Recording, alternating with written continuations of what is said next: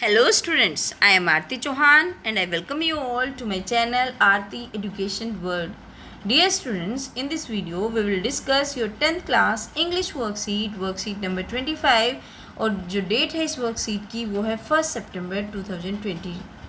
Dear students, जो हमने last worksheet पढ़ी थी a tiger in the zoo poem और वो लिखी थी आपकी लेज़ली नॉरिस ने, हमने पढ़ा था कि टाइगर के बारे में हमने कुछ फैक्ट भी जाने थे कि टाइगर गुड स्विमर होते हैं, अच्छे तैराक होते हैं, दे Hunt alone in the night, night में अकेले शिकार पे निकलते हैं, टाइगर इजीली जंप कर सकते हैं 5 मीटर लेंथ तक का, इट्स हैबिटेट और होम होता है वाइल्ड फॉरेस्ट, इनका घर होता है. क्या एक टाइगर जू में रह के ये सब कर सकता है? तो हमने इस पोम को बड़े अच्छे से पढ़ा था. अगर आपने मेरी लास्ट वीडियो देखी है जो टाइगर इन द जू की वर्कशीट आई थी, ठीक है. आप देखते हैं द टाइगर का इन्होंने यहाँ पे समरी भी दे रखी है. अब कुछ क्वेश्चन आंसर्स हैं जो इन्होंने दे रखे हैं और उससे पहले कुछ हमें समझना है अच्छे से. तो आप समझिए, पर्सोनिफिकेशन होता है एक पोएटिक डिवाइस होता है, ये होता है फिगर ऑफ स्पीच, अलंकार. जैसे कोई लैंग्वेज होती है, जैसे English language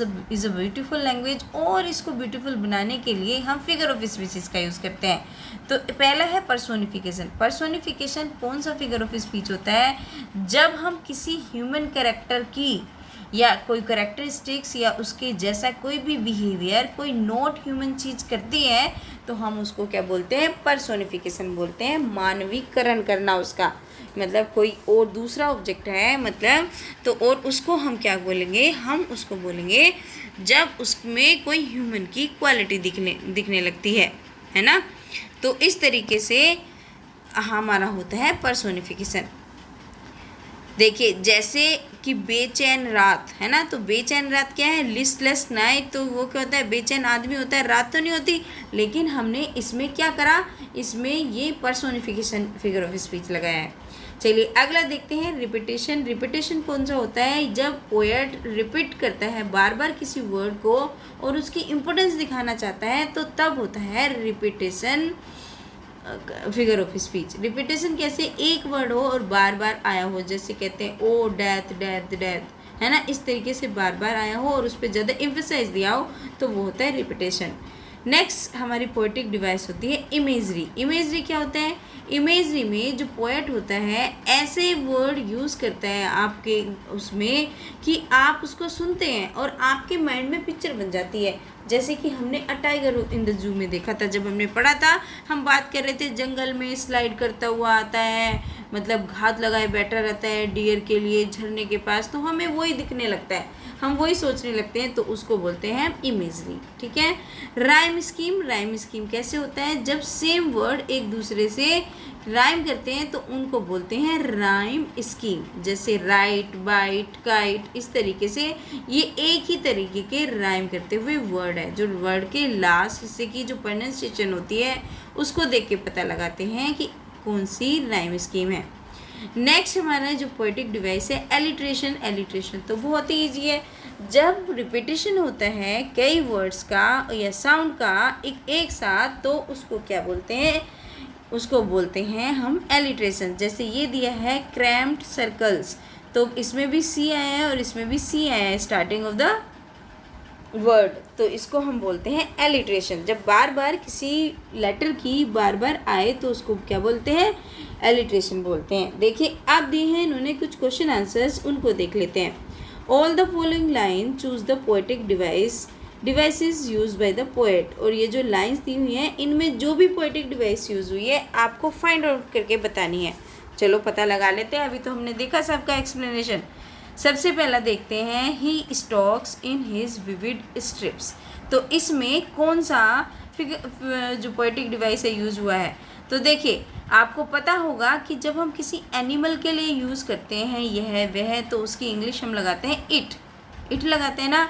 it stocks in his vivid strips होना चाहिए था, लेकिन जो ही होता है या शी होता है वो किसके लिए लगाते हैं? ह्यूमन के लिए. तो यहाँ पे क्या लगाया है? ही लगाया है. तो ही में क्या कौन सी वो हो जाएगी? तो हमने अभी तो पढ़ा, उसको पर्सोनिफिकेशन बोलते हैं. पर्सोनिफिकेशन है इसमें. और दूसरा कौन सा फिगर ऑफ स्पीच है इसमें?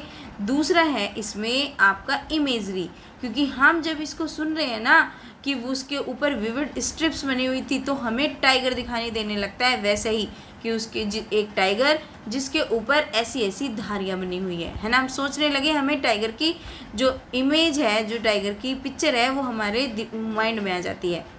दूसरा देखते हैं, on pads of velvet quite in quite रेग। तो इसमें कौन सा पोएटिक डिवाइस यूज़ हुई है?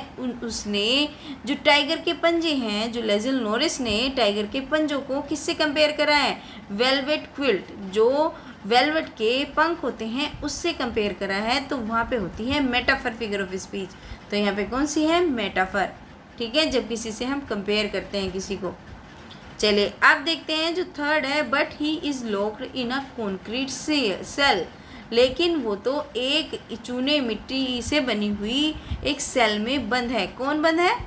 जो आपके टाइगर जी हैं। ठीक है, तो ही इज़ लॉक्ड, तो ये भी कौन सा पर्सोनिफिकेशन भी है। और कॉन्क्रीट सेल, सी, इसमें भी सी और इसमें भी सी का रिपीटेशन हुआ है, तो इसमें क्या हो जाएगा? रिपीटेशन।